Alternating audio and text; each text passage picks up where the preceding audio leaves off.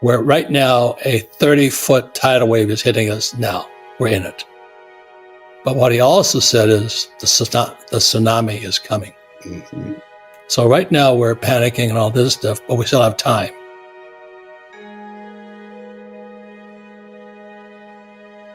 What a lot of these people are doing, you ask what can be done if not to buy metals. It's what everyone else has been doing, pulling their money out of the uncertainty of the regional banks and moving it to the handful of the commercial banks and into the safety and, if you will, the daily liquidity of the money market accounts that are paying 5% when you can't get that even in a CD. The highest rate CD you get might come close to that, but you're locked in for a year in a regional bank that we are told will not be bailed out if they fail.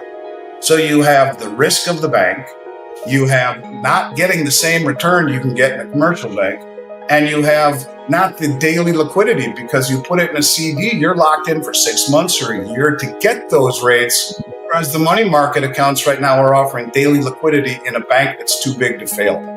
It's scary because these are the banks that have massive derivative positions. JP Morgan has over 50 trillion in derivatives. These are the banks everyone ran away from into the regional banks because the perception was that they were much safer, and we always thought they were until we find out they're not.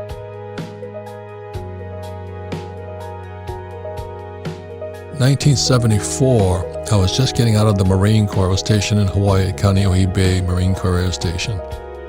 And I was looking for a job.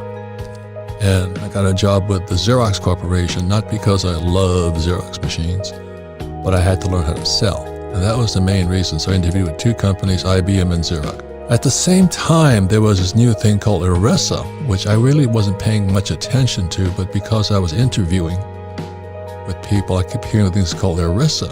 And ERISA stands for Employee Retirement Income Security Act. And every time they say the governments tell you they're going to secure your retirement, you know it's toast. I mean, I don't trust my government as far as I can throw it, and you can't throw it anywhere. So ERISA then led to this thing called the 401k. So over the next couple of years, like say 74 to like 78, I saw this exodus of school teachers leaving the profession, because my whole family is school teachers, and they were becoming financial planners. This is the poor leading the foolish, and I said, we're going to have a disaster coming.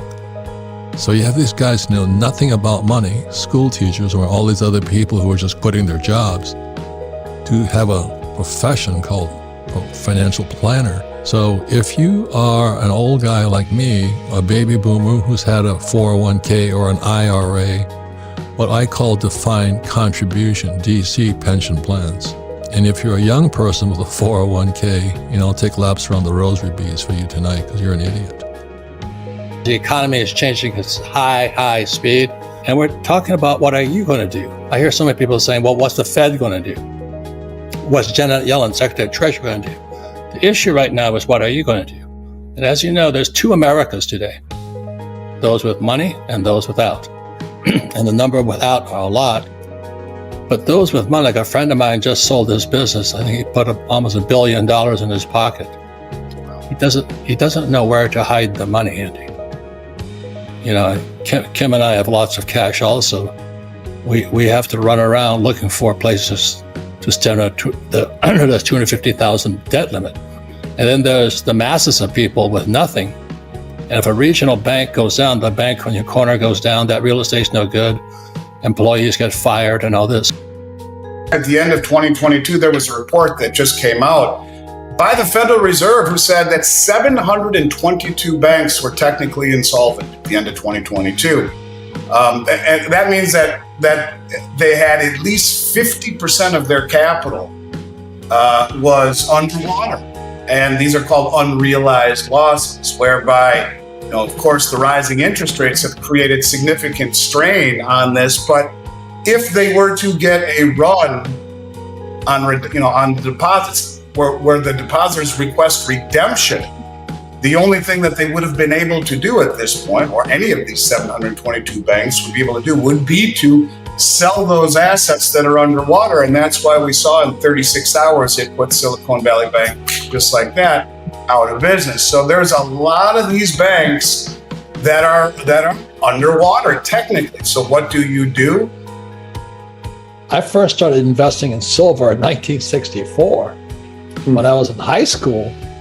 And I saw that dime had a copper tinge to it. I said, ¿Qué pasa?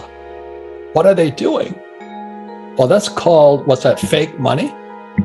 And what they had done in 64, they took the silver out of the silver coins. That's what Gresham's law kicks in, right? It says, when fake or bad money comes into the system, good money goes into hiding. Well, I'm like 15 or 16 years old in 64, and I go, what are they doing? And so I started taking my dollars to buy packets of dimes. I'd go through them, take out all the copper ones, turn the copper ones back into the bank, and keep the silver ones. So I've been in this gold and silver game for a long time, but you got to tune into it.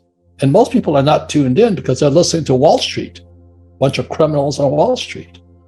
The other thing is that in 71, Nixon took the dollar off the gold standard. And by that time, I was flying for the U.S. Marine Corps. I was a gunship pilot. And my rich dad wrote me a letter and he says, hey, watch out, Nixon took the dollar off the gold standard. And again, it's ¿Qué pasa? What does that mean? So I looked up on my map of